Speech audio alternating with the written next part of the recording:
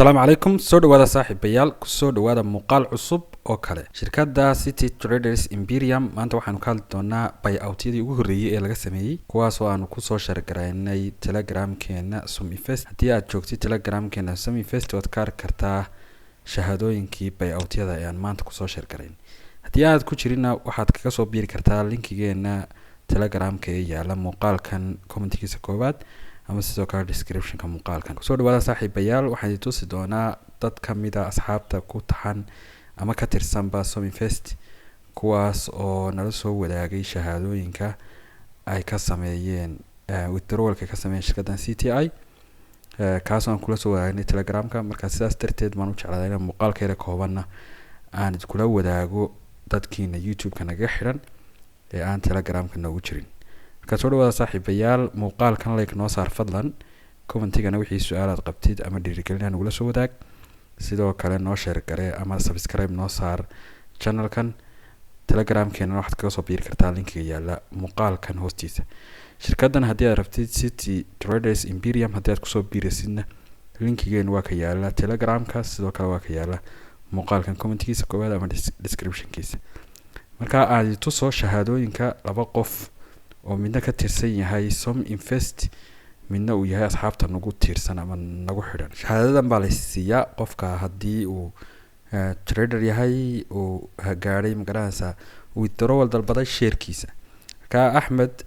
aada shiraysa waa teamka Suminvest ka tirsan yahay maamulayaasha marka isagu waxa weeye waxa uu share inta leeg ayuu kala baxay shirkaddan 2360 ninkan kale dhalinyarada ah Xasan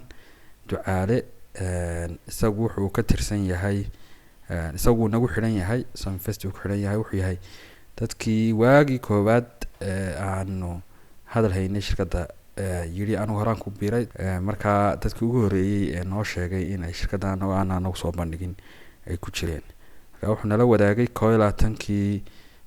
bishan aynu ku jirnay maanta 13-ka withdrawal ka sameeyay sharekiisii ayuu nala wadaagay teamkan waa team anaga naga mid ah 12-kii bisha ayuu lacagta kala baxay ninka kalena waa ninka yar ee dhalinyarada ah ee shirka inta la ka sameeyay marka saaxiibayaal shahaadooyinkan bay bixiyaan shirkadda CTI oo qofka lacag ka sameeyo uu ka karaa annaguna halkayagan withdrawal halkayagan Suminvest waanu ku soo bandhignaa waxa ku jirta 1860 qof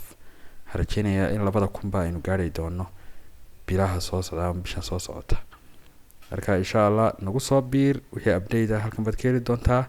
sidoo kale waa kan WhatsApp-kayga mar walba naga soo qaban kartid shirkadda YouTube-ka muuqaalada aan soo dhigno halkan baan kula wadaagnaa YouTube-kaad ka soo daawan doontaa sidoo kale linkiga shirkadda halkan ayuu isaguna yaalaa waad ku dhufan kartaa ama muuqaaladan hoostooda ayuu yaalaa marka link waa kan kale linkiga saxda ah ee CTI ama City Traders Imperium ka saaxiibayaal waad nagu soo biiri kartaan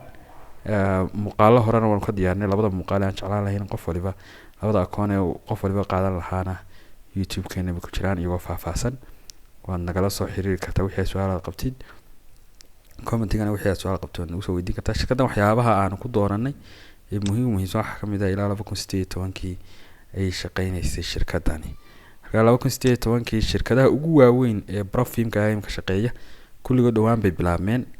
laakiin shirkadu waqtiga inta leeg haysatay shirkadu way kacaan badanka qaar haday 5 sano shaqeeyaan ama ka yar haday shaqeeyaan oo kale marka waxoogaa shaqeeyaan way kacaan shirkadahaana kicina waxa kale FTMO waa kamid ah oo iyadoo Soomaaliya aan aqbalin shirkadda ma kamid ah shirkadaha ugu waaweyn shirkadii kale oo dhawaa kacaan Funding Talent baa kamid ah 18-kii iyo 19-kii shirkadii shaqeynayay My Forex Fund baa kamid ahayd waxa kamid ahayd The Funded Trader baa kamid ahayd shirkadaha kacay oo dhan Search Trader baa kamid ahayd wax yar bay shaqeynayeen DT Forex baa kamid ahayd shirkadahaas oo dhan baa kamid ahaa laakiin shirkad ilaa xilligaas suuqa ilaashanaysay oo aan wax qalad ah ku dhicin oo suuqa aan ka bixin shirkaddan baan haynaa iyo FTMO nasiib xumo Soomaalida ma qabasho laakiin shirkad aad iyo aad wanaagsan oo 100% isku haleyn karo waxay noo soo raacaa waa CTI marka CTI baan imika ku gacanadayna maadaama Soomaalida aqbasho waxaan rajeynayaa inaad muuqaalka like noo saari doontid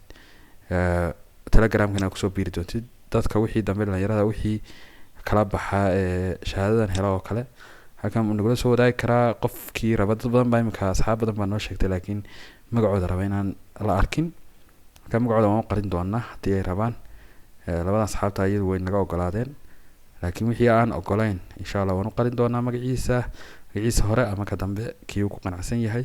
ama inta waan u masixi karnaa. marka saaxiibayaal soo dhawaada. qof wal oo shirkadan faa'iido ka sameeyay halkaasaan kula soo wadaagi doonaa dhalinyarada. waxaan rajeynayaa in qof walba uu nagala soo xiriiro WhatsApp-ka intaanu furan akoonka. la talin baan anagu furanahay free consulting. marka dhalinyarada Soomaaliyeed baan caawinaa, free consulting baan nahay. nala soo xiriir, anaga ku sheegaynaa wixii sax ah, akoonka ugu habboon iyo kaad qaadan kartid. hataa waxa ku xidhan tahay lacagaha imka aad haysatid, akoonka aad jari kartid, faa'iido ka sameyn kartid, iyo akoona aanay ahayn inaad ku qaadid. marka nala soo xiriir insha Allah. rajaynaya muuqaalkana dhameysan doontaan. like noo saar muuqaalka, commentiga wixii su'aalaad qabtid, telegramkeena soo faatina ku soo biir. wassalaamu calaykum.